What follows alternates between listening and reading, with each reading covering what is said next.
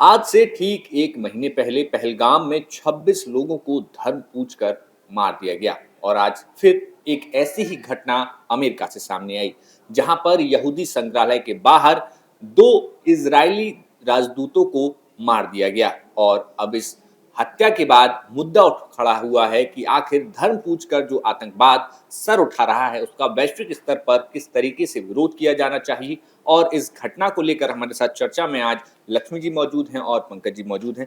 लक्ष्मी जी, क्या लगता है आपको ये जो घटना जिस तरीके से पहलगाम में हुई और अब अमेरिका में दो इजरायली नागरिकों यानी कि राजदूतों को मार दिया जाना, कितना बड़ा ये इम्पैक्ट मानती है? बिल्कुल देखिए, आतंकवाद जब फन उठाता है तो उसका फन कुचलना सिर्फ भारत की नहीं पूरी दुनिया की जिम्मेदारी बन जाती है। और भारत ने इसीलिए देखिए अपने डेलीगेशन को अलग अलग देशों में 33 देशों में भेजकर ये बताने की कोशिश की है कि आतंकवाद परस्त पाकिस्तान किस तरीके से आतंक को बढ़ावा दे रहा है। अब जब आपने कहा कि अमेरिका में, यानी कि आप कह सकते हैं कि वॉशिंगटन में अगर ये सब हो रहा है यानी कि ट्रंप की नाक के नीचे हो रहा है। बिल्कुल। वहां पर अगर दो जो इजराइल के राजदूत हैं उनको यहूदी संग्रहालय के बाहर एकदम पास से गोली मारकर उनकी हत्या कर दी जाती है तो ये बताता है। और दूसरा ये भी सामने आया है, जो जानकारी मीडिया रिपोर्ट्स के मुताबिक सामने आ रही है उसमें ये बताया गया है कि वो फ्री फिलिस्तीन के नारे लगा रहा था शख्स जिसने इस पूरी वारदात को अंजाम दिया है। हालांकि उसको गिरफ्तार कर लिया गया है। वो बताया जा रहा है कि उसकी गिरफ्तारी भी हो गई है और जिस वक्त उसकी गिरफ्तारी हो रही थी वो उस वक्त भी इस तरीके के नारे लगा रहा था। शिकागो का वो रहने वाला भी है, 30 साल उसकी उम्र है। लेकिन अब इस घटना से आप क्या समझते हैं ये जरूरी है, इसके पीछे क्या मैसेज देने की कोशिश थी ये जरूरी है। हालांकि इजराइल की ओर से इसे आतंकवाद से साफ तौर पर कहा गया है कि यह आतंकी घटना है और इस तरीके की घटना को बर्दाश्त नहीं किया जाएगा, इसका भुगतान भुगतना पड़ेगा। दूसरी ओर आप देखिए, भारत भी आतंकवाद के खिलाफ लगातार अंतरराष्ट्रीय स्तर पर एक मुहिम चला रहा है जहां पर तमाम डेलीगेशन पहुंचे हैं। और इन दो घटनाओं से नहीं, और भी जो घटनाएं हुई हैं उनसे समझना होगा कि आखिर अंतरराष्ट्रीय स्तर पर तमाम देशों को एकजुट होने की आतंकवाद के खिलाफ जरूरत क्यों है।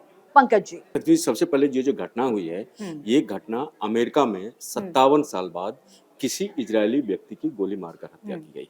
और ये हत्या जिस जगह पे हुई है उस जगह से एफबीआई का जो दफ्तर है वो बगल में बहुत करीब है, बहुत करीब है। बहुत करीब है। और ये और भी तमाम सरकारी इमारतें आसपास ही हैं आसपास, तो देखिए कितना वो जगह था, सुरक्षित जगह था, सिक्योरिटी वहां पे था। और उसके बाद चर्च के बाहर यहूदी लोगों को मार दिया जाता, दो यहूदियों को जो कि इजरायली दूतावास में काम करते थे और दोनों की शादी होने वाली थी। अब इस घटना से दूसरे इतर चलते हैं जब अमेरिका इसे सामान्य घटना की तरह मान रहा है और उसे उसी की तरह उसकी अमेरिका की ओर से कहा गया है कि विरोधी विचारधारा, यहूदी विरोधी विचारधारा के चलते इस तरीके की घटना को अंजाम दिया गया है। हालांकि इजराइल ने साफ तौर पर कहा है कि आतंकवादी घटना। जी जी जी। तो देखिए इजराइल जो अमेरिका है, अमेरिका का जो रिसेंट हम देख रहे हैं, जो वहाँ पे शासन है और प्रशासन है और राष्ट्रपति ट्रंप का जो कार्यकाल अभी चल रहा है, वो जिस तरह से वो अपने निजी फायदे के लिए, निजी स्वार्थों के लिए हर मुद्दे को किस तरह से वो तोड़ रहे हैं, मरोड़ रहे हैं, उन्हें आतंकी नजर नहीं आ रहा है। और देखिए आतंकी पाकिस्तान के साथ जो वो अपने पिंगे बढ़ा रहे हैं और वो अपना जिस तरह से चाइना और अन्य देशों को काउंटर करने के लिए वो पाकिस्तान का इस्तेमाल कर रहे हैं और उनको आतंकवाद नहीं दिख रहा है। ये वही अमेरिका है जिनको 2011 से पहले 2001 से पहले जो 9/11 हुआ था उससे पहले उनको आतंकी नहीं दिखते थे, वो सब इसी तरह से थे। लेकिन जब उसके बाद जब वहाँ पे उनके ट्विन टावर पे तालिबान के आतंकियों ने जब अटैक किया तो उन्हें आतंकवाद का मतलब समझ में आया। फिर वो भूल गए और वो ओसामा बिन लादेन जो इसके लिए थे उसको ढूंढने में वो लगे रहे। जब 2011 में 10 साल बाद जब ओसामा बिन लादेन मारा जाता है और तालिबान में उनकी मुश्किलें बढ़ती है, अफगानिस्तान में तालिबान बढ़ाता है, तो उन्हें आतंकवाद समझ में आता है। फिर वो भूल जाते हैं और फिर अपना व्यापार और अपने हित को साधने के लिए वहां पे इस तरह की नीतियां वो चलाने लगते हैं। उनको ये नहीं होता है दुनिया में कहाँ पे क्या किस तरह की समस्याएं, उससे ज्यादा उनको मतलब नहीं है। और आतंकवाद के मुद्दे पे सिर्फ मैंने 2 मौके ऐसे देखे और उसको कुछ आप वर्ष बोल सकते हैं जब इन्हें आतंकवाद का मतलब समझ आया।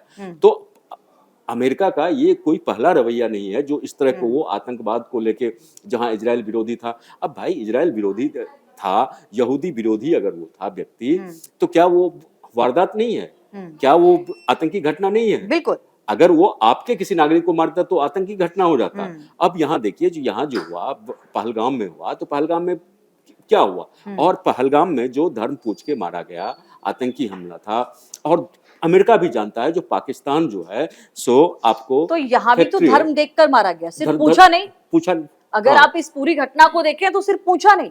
और वो तो चर्च के बाहर थे, तो हाँ, clear यहूदी था, संग्रहालय के बाहर थे, वहां थे। पर कार्यक्रम था म्यूजियम में, उसको अटेंड करके बाहर लौट रहे थे। 4 लोग थे जिन पर हमला किया, सटीक 2 जो इजरायली राजनयिक थे उन्हीं को टारगेट किया उन्हीं को गया, टारगेट किया और खुद ये कहा जा रहा है कि टारगेट किलिंग है।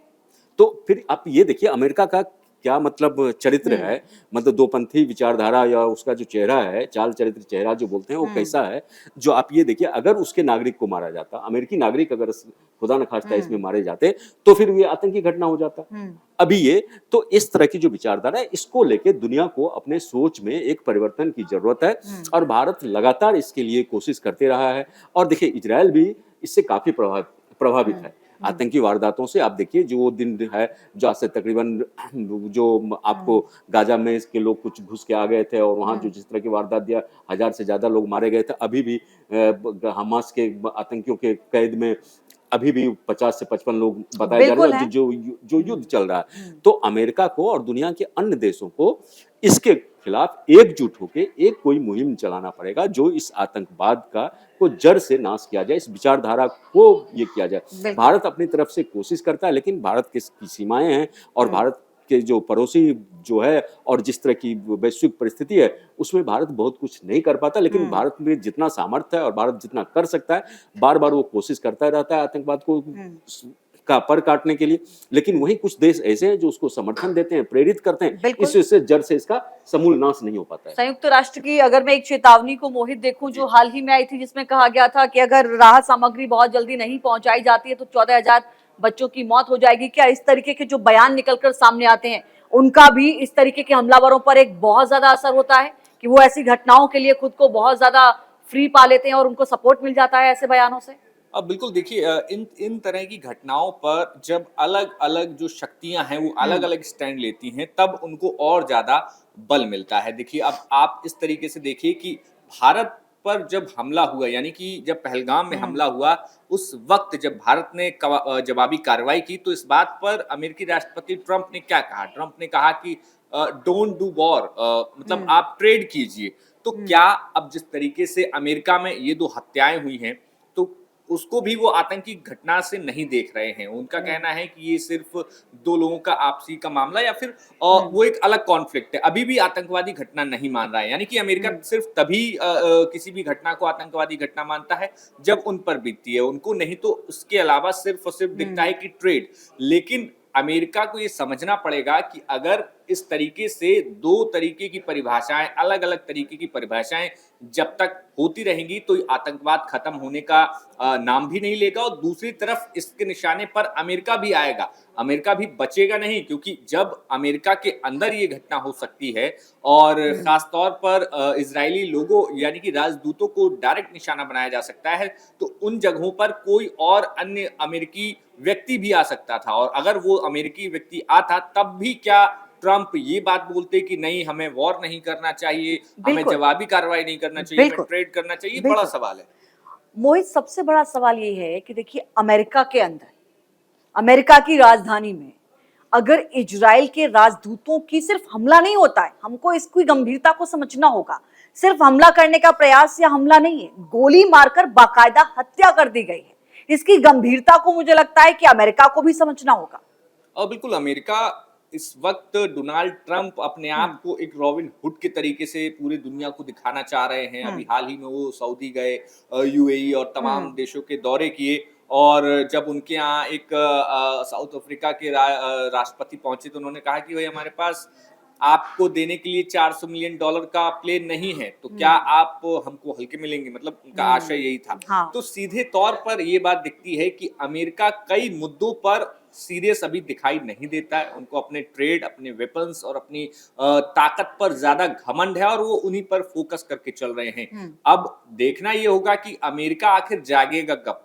क्या अमेरिका इंतजार कर रहा है कि उस पर जब कोई हमला होगा तब वो कोई कार्रवाई करेगा, और जब उस पर हमला होगा तब भी वो क्या यही स्टैंड रखेगा कि हमें ट्रेड करना चाहिए और बाकी जो सारी चीजें ट्रंप ने कही हैं। तो इस वक्त जो असमंजस की स्थिति है वो ट्रंप के बयान और ट्रंप के स्टैंड और यूएस के स्टैंड को लेकर है कि आखिर, क्योंकि यूएस एक ऐसी ताकत है जहां से पूरे विश्व में प्रभाव पड़ता है, तमाम देशों की पॉलिसीज पर प्रभाव पड़ता है, तो ये बड़ी बात होगी। अमेरिका को देखिए, अमेरिका को सबसे पहले, मैं बस 1 मिनट लूंगा, अमेरिका को सबसे पहले समझना ये होगा जो ये जो आतंकी है किसी के सगे नहीं है, बिल्कुल किसी के सगे नहीं है। और ये देखिए जैसे आपने कहा, जो अभी विश्व बैंक ने और यूएन से जो आवाज उठी, जो अगर आप नहीं देंगे तो 13 से 14 हजार बच्चे मर सकते हैं। अब ये देखिए इसके मंशा समझिए, अगर यूएन ने अपील किया है तो निश्चित रूप से इजराइल से भी कुछ सपोर्ट वहां जा रहा है गाजा में।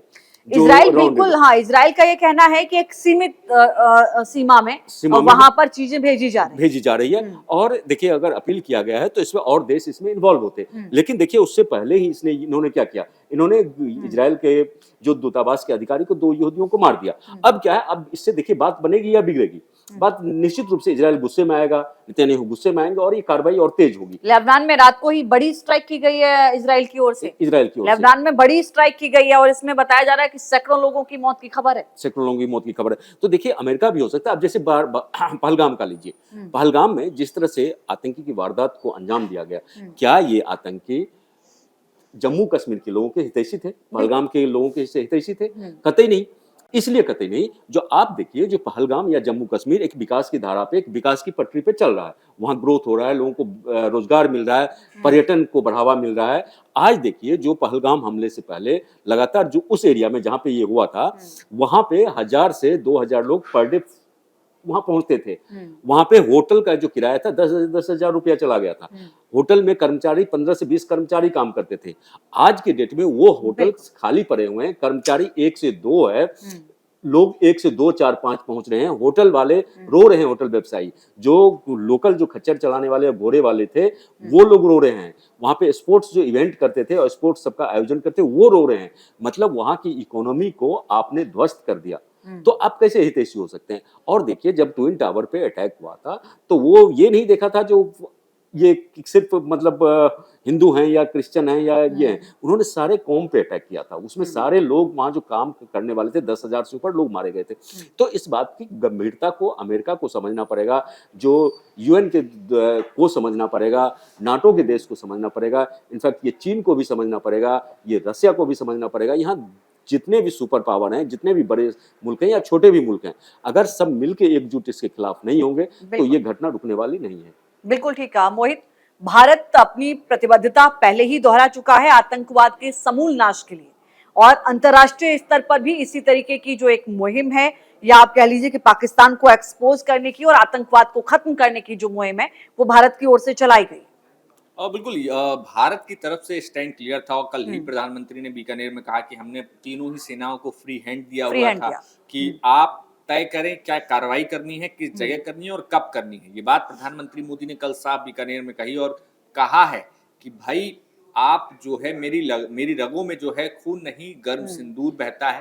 और कई अहम बातें थी, तो उससे पता चलता है कि किस तरीके से भारत का स्टैंड साफ हो रहा है। दूसरी तरफ ये भी है कि भारत ने अपनी सैन्य ताकत में काफी ज्यादा इजाफा किया है। और बड़ी बात यह है कि इसमें आत्मनिर्भर जो हमारे रिसर्च इंस्टीट्यूट हैं, चाहे डीआरडीओ और तमाम चीजें हैं, उनका बहुत बड़ा योगदान रहा। इसरो का भी बहुत बड़ा योगदान था, क्योंकि इस पूरे ऑपरेशन में सैटेलाइट के जरिए पूरे पाकिस्तान पर नजर रखी गई। सैटेलाइट के जरिए पूरे बॉर्डर को एकदम से बिल्कुल रडार के थ्रू बिल्कुल सिक्योर किया गया कि कहीं से अगर कोई भी गाइडेड मिसाइल आती है तो उसका जो है तुरंत उसको इंटरसेप्ट करके उसको मार गिराया जाए। और ऐसा ही हुआ। ये संयुक्त जो प्लान था पूरा, चाहे इसरो हो, डीआरडीओ, ये तमाम लोगों ने मिलकर किया। तो यहाँ पर बड़ी चीज ये है कि चाहे फिर वो ब्रह्मोस का हम निर्माण कर रहे हैं, उसके अलावा ब्रह्मोस से भी आगे अब जो है मिसाइलों का परीक्षण हम जो है अंडमान निकोबार और वहां पर करते हुए दिखाई दे रहे हैं। बिल्कुल, तो देखिए भारत की नीति स्पष्ट है, आतंकवाद का समूल नाश, और अंतर्राष्ट्रीय स्तर पर भी भारत को इस पूरी मुहिम में निश्चित तौर पर साथ मिल रहा है। तमाम देश आतंकवाद के खिलाफ हैं। हाल ही में जो अमेरिका में घटना हुई है, ये भी एक बार फिर से दर्शाती है कि पूरी दुनिया को आतंकवाद के खिलाफ एकजुट होना होगा और आतंकवाद के समूचे समूल विनाश का संकल्प लेना होगा। आप इस पूरी घटना से क्या समझते हैं, हमें जरूर बताइएगा। फिलहाल के लिए इतना ही। बाकी तमाम खबरों के लिए आप देखते रहिए न्यूज नेशन। नमस्कार।